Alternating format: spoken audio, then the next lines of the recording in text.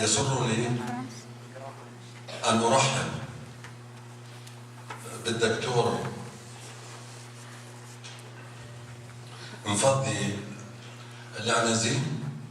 الدكتور مفضي is pediatric consultant, dermatology consultant and head of dermatology department at القريات hospital. He is very well known to us. He is from US. Please, doctor. Sorry about that.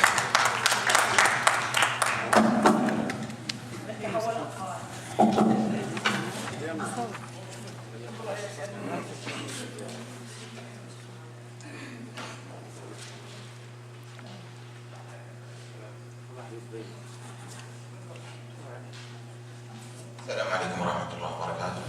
First, أشكر الدكتور غسان for the invite me in this symposium.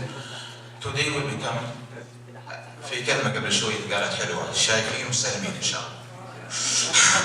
It's okay. Today we'll talk about the red baby. What's the meaning, or the other name we call in neonatology erythroderma. Actually, this is not a common subject to see it, rather in dermatology, neither in neonatology.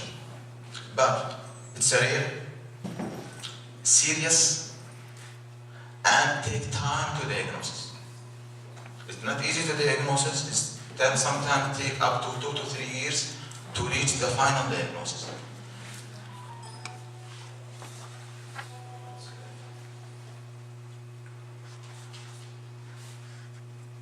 Erythroderma is a rare but well-known established life-threatening entity. Underlying etiology, causes is different. There is a 2 large studies talking about this one. One from the India, 2006, and the other one from French around early 2000. The difference between the two, the one study from the India, they put the main cause is the infection. But the one coming from the French is totally different. They put other dermatology disorders, will go through it so more common. We have the pre-existing continuous disease, infection, immunodeficiency disorder, metabolic, and nutritional disorder. It's challenging for diagnosis because we don't have a diagnostic test. We don't have a single diagnostic test at all. And even for the underlying etiology, it needs time to reach what the exact etiology. It's a rare specific presentation. We'll go through the etiology, specific point, in the history and examinations. Erythroderma is the same definition for adult and neonates. It's an exfoliative dermatitis. Involves more than 90% of the total body surface.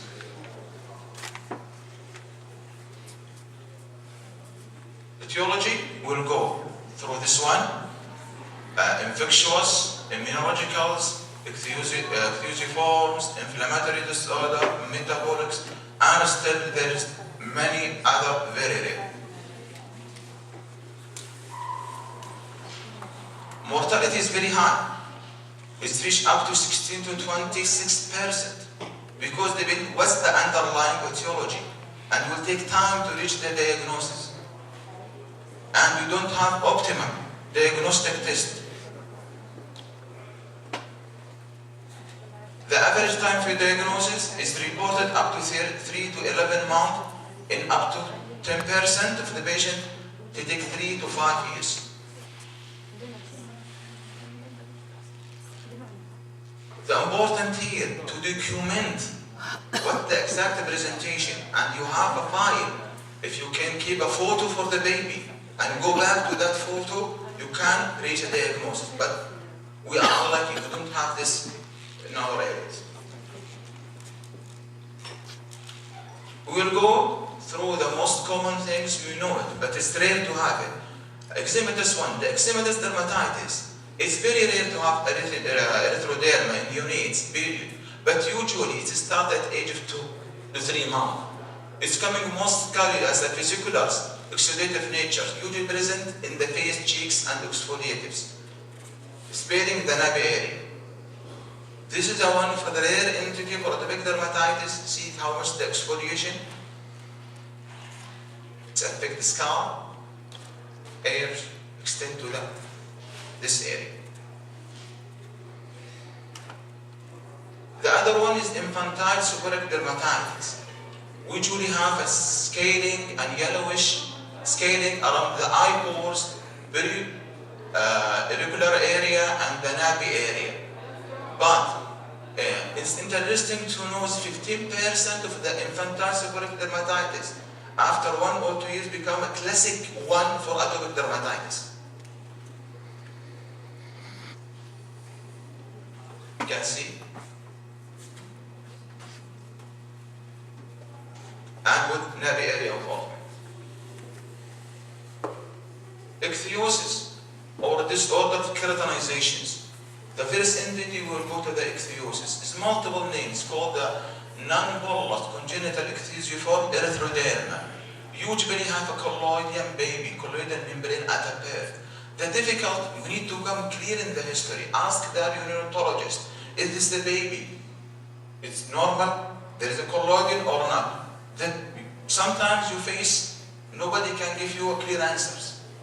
It's maybe, we don't know. Because for us, it's make a difference. If you use a colloidal baby, there is a specific differential diagnosis for the colloidal babies. But if you don't have it, you cannot see it. The problem here is the patient here is the risk for high for the infection. Why? You can see this is exfoliations. Usually this patient have a fissures in the folds here and here and here and here. And this is area for staph infections. While still you have the patient, you will develop staph infections.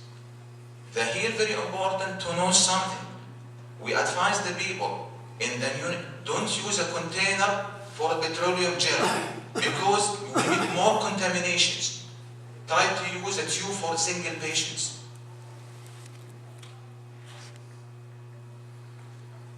The others is bullous ichthyosiform erythroderma, what we call it now, epidermolytic hyperkeratosis. It's also autosomal dominant trait. Child will present with mild erythroderma with blisters. You can see the blister here. But you cannot diagnose at this age. You will wait up to months to have a clear ichthyosiform from this one in.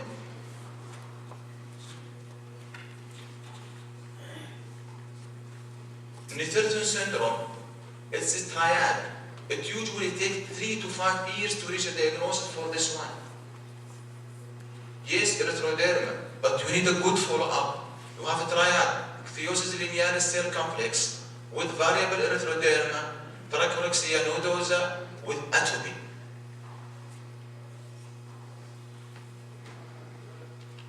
See, this is the child for the same child.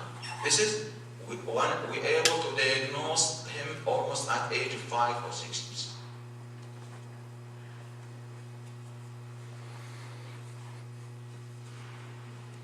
See, even up to 3 years to have a classic pictures. You can notice something is here, the alopecia, and loose to the eyebrows.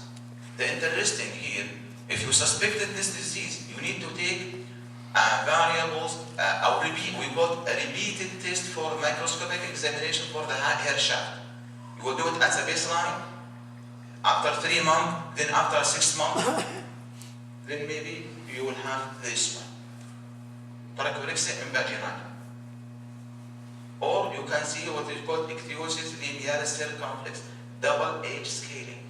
But if you don't keep it in your mind, you will not reach the diagnosis. We treat the patient as simply, okay, atopic dermatitis, go and back, go and back, go and back, without to reach a final diagnosis. Psoriasis. It's common to see it after age of 2 or 3 months. It's rarely to see it during the infantile period. But if you see it during the infantile period, it's miserable because you usually present as generalized pustular form psoriasis, which is a life-threatening. And if you even control it in early age, the patient have a tendency for arthropathy. You can see here the scaling and the pustule start to be dry. By the way, I think we have one child for loss of diagnosis, period of time admitted in our hospital. The other one is generalized mastocytosis, where you present the mast cell. Instead of localized form, you have a generalized forms. Usually, a diffuse infiltration of mast cells, and usually not involved only the skin. You usually have involvement for respiratory and gastrointestinal. They are at the positive barrier sign.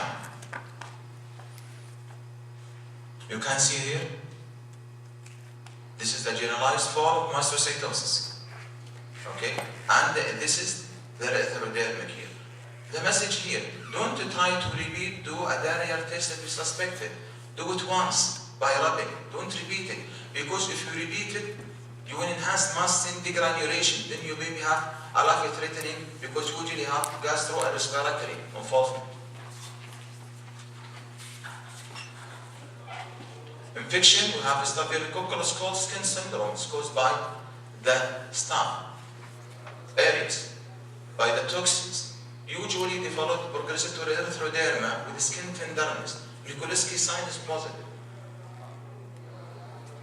This is the most common what we see. You can see the slapping of the skin, tenderness, and can see the yellowish crusting around here. The messages here is easy to see from the pediatric. We lost one child because overconfident. Overconfident, the child was admitted over the weekend. The pediatrician thinks this is a simply staphylococcus cold syndrome. I'm going to make a consultation. It's ABC for me. It was Saturday morning, the patient was dying because nobody examined the mucous membrane. If there is mucous membrane involvement, think about toxic epidermal necrolysis, which is life-threatening, and the line of therapy is totally different.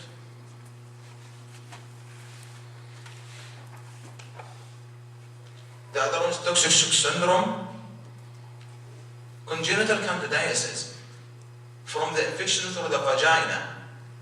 Usually not developed at the time birth. Usually take 3 to 5 days after the birth to happen.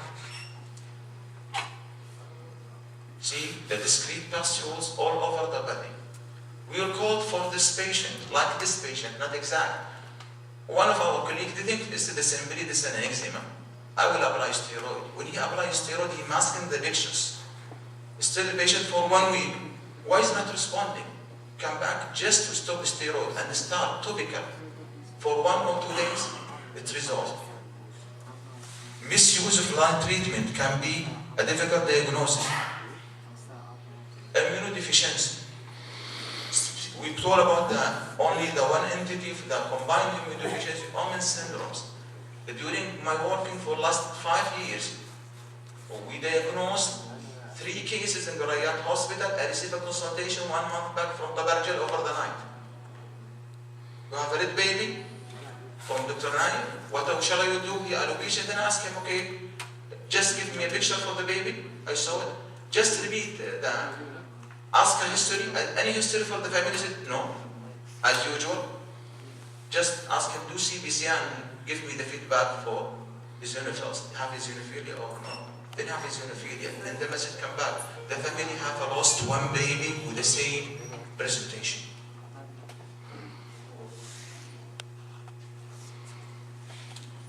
You can see how it's extensive for this involvement with scaling all over.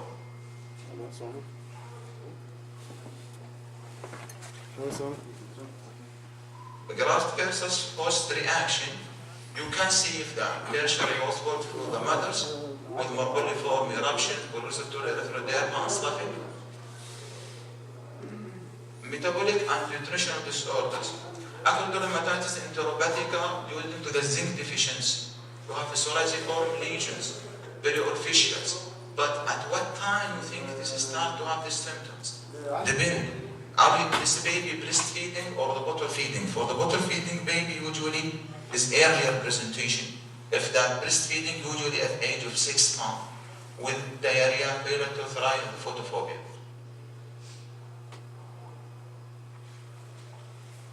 If you think this one, it's a simply this is an eczema, but treated, not respond. If you try to examine the patient as a whole, examine as a patient the whole. If you examine the skin, examine this area, examine the nail, examine the hair. Otherwise, you have a limited continuous examination.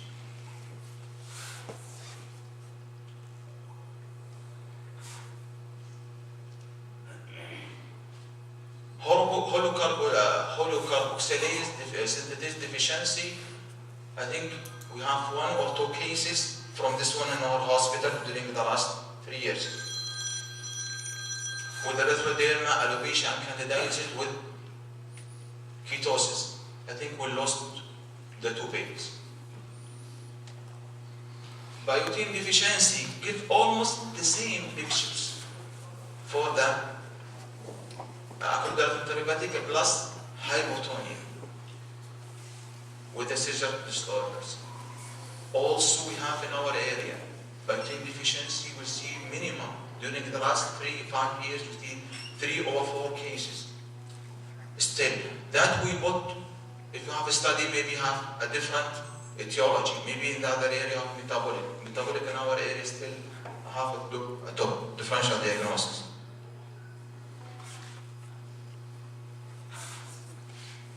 Drugs. Usually the most 2 drugs causing erythroderma in the pediatric, ceftriaxone and vancomycins.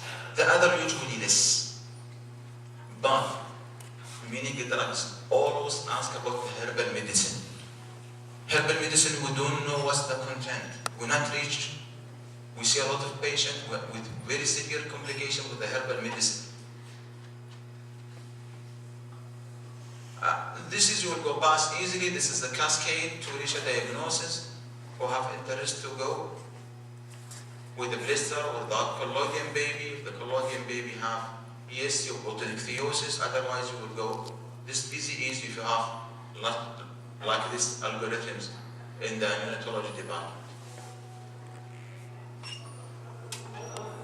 There is no specific diagnostic test, especially you need to look for the CBC, electrolyte, liver function, blood cultures, skin cultures, and skin biopsy. Skin biopsy, if you don't have a good dermatopathologist, it's not helpful to do it.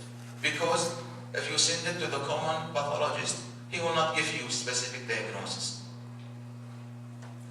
Peripheral smears, drug the plasma, and zinc levels depend on what you think the underlying etiology. It's all the cases life-threatening diagnosis, complicated dehydration, electrolyte imbalance, hyperthermia, infection, and quick identified and treat according to the cause. In conclusion, neonatal erythroderma is a rare presentation, but heterogeneous, collagenous, infectious, immunological, inflammatory, ichthyosiform, metabolic disorders. Sequel can be have for the complication of neurological and others. Thank you very much for it.